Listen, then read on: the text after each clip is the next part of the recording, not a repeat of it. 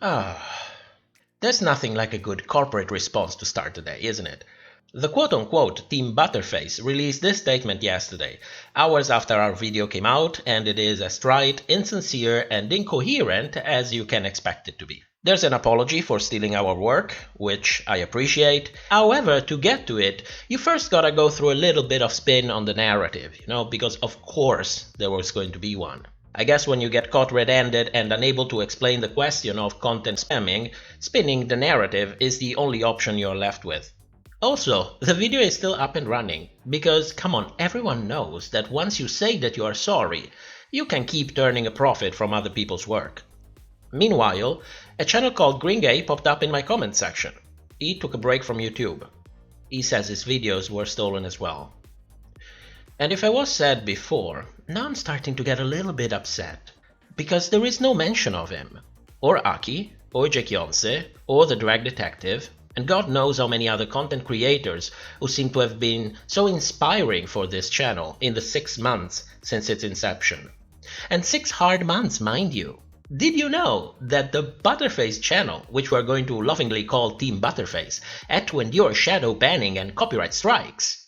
Oh, wait a moment, what the hell is this? I'm lucky, WoW hasn't noticed, no legal team, they don't mind me. They don't mind you? Didn't you just say, oh, no, sorry. That was part of the introductory spin on the narrative, designed to gain more sympathy before trying to perform some good old character assassination. Emotions over facts, people. Emotions over facts. But no, come on, you got it wrong. Butterface is a real person, not a voice actor that comes in once a week and gets paid $50 per recording session. Butterface is a simple girl with a dream. She was inspired by Bussy Queen after all. And thanks to the help of a dear friend, she started her own Drag Race channel, who quickly developed a reputation for originality, in-depth analysis, and integrity. Who is this friend, you ask?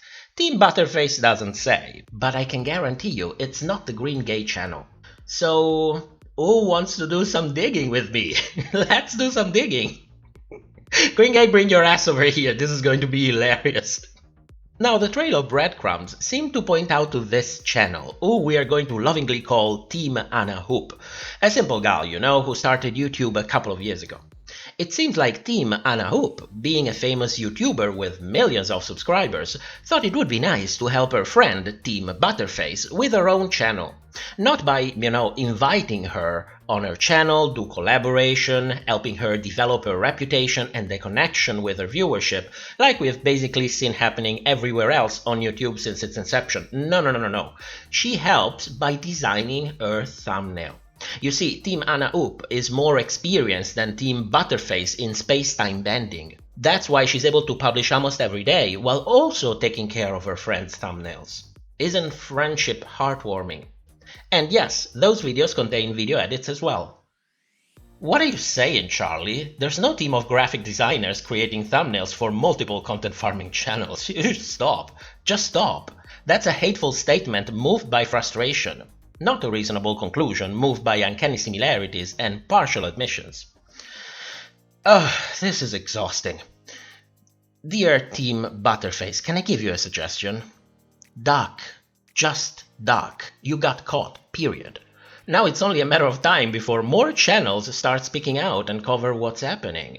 And sooner or later, more people will find out more of these friends of yours. Maybe I'll be the one to find them. If you piss me off some more, that is. It takes a pebble to generate an avalanche. If I were you, I'd cut my losses and move on. Now that we are done with that, how do we cope with this situation? First of all, do me a personal favor, subscribe to the Green Gay channel, and tell him that if he doesn't bring his ass back on the tube, I'm going to spread the rumor that he's a power top.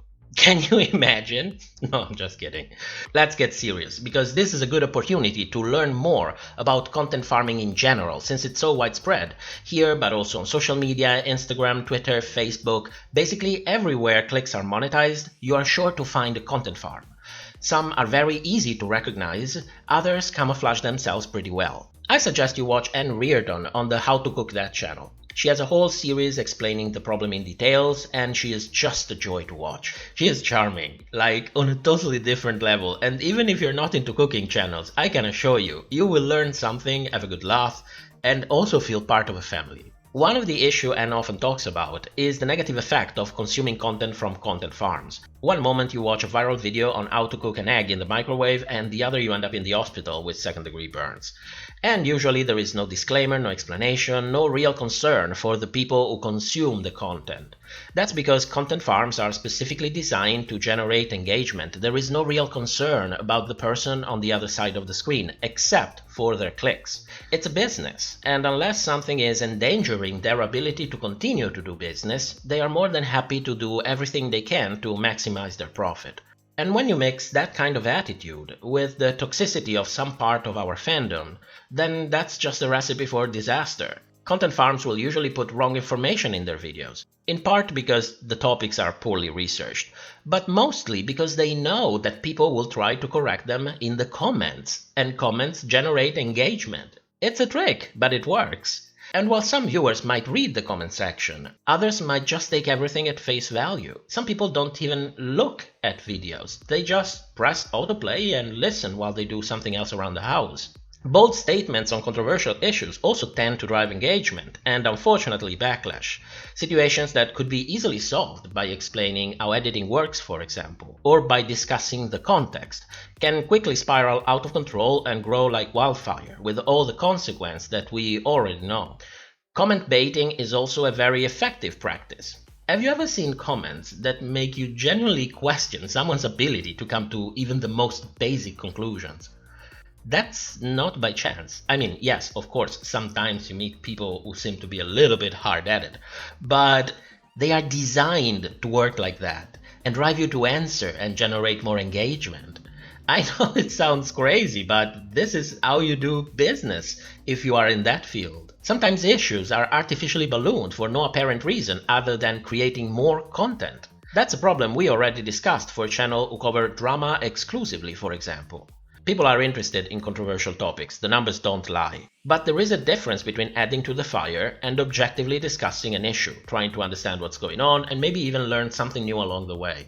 Content farms hurt independent creators as well.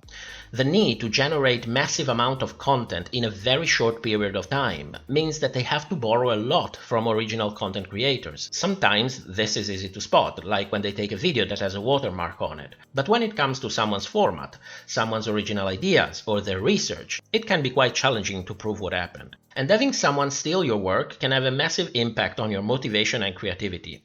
What's the point in putting in the work if someone else is just going to come along and take advantage of it? It can be genuinely heartbreaking, especially if you're a small creator. Because not everyone can afford the luxury of speaking up. And yes, I know how it sounds like shit, but speaking up is a luxury. This channel is by no means small. And even though I have tangible proof of what happened to me and loads of people to support me, I also got tons of other people dismissing my issue altogether. It's not like my work was stolen and someone was making money off of it. No. It's because it's petty. It's because I'm jealous. And you see, the prospect of being dismissed like that, or even being attacked and ridiculed, can effectively force small creators into silence, especially if their issues are more difficult to prove.